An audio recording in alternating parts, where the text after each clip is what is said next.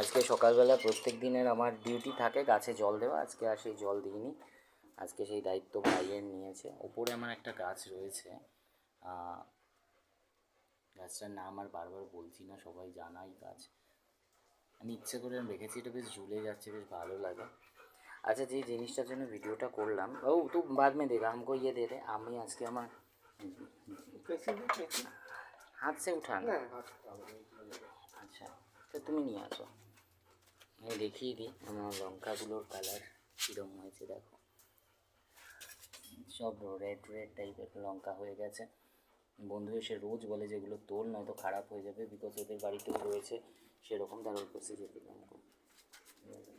আজকে লঙ্কা তুলে আজকে রান্না করবো বাঁধাকপি। দেখো কত বড় বড় লঙ্কা হয়েছে, রেখে দিয়েছিলাম। আর খুব একদিন করেছি খুব ঝাল, নিজের গাছের লঙ্কা, কি ভালো লাগে। কতগুলো লঙ্কা গাছ বরাবরেরই অ্যাকচুয়ালি আমার ইচ্ছে ছিল যে ঘরের মধ্যে বসাবো। দেখো সুন্দর লাগছে, আসলে নিজের গাছের বলে আরও বেশি ভালো লাগে। এবার আবার লঙ্কা হবে, আবার কত সুন্দর কালার। এই কালার দেখলেই মন ভরে যায়, আর কিছু না। খুব ঝাল লঙ্কাগুলো।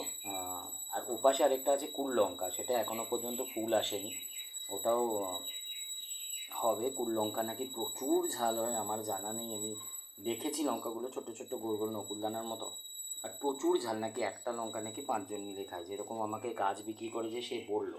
তার থেকে যদিও গাছটা নেওয়া নয়, গাছটা অন্য জায়গা থেকে নেওয়া, কিন্তু বললো হ্যাঁ।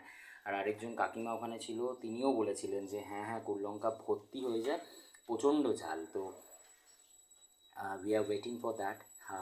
এটা তো আমি পেয়ে গেছি ফল, খুব মজা লাগছে। দেবো তরকারির মধ্যে, বসিয়ে দিয়েছি অলরেডি। চলো টাটা।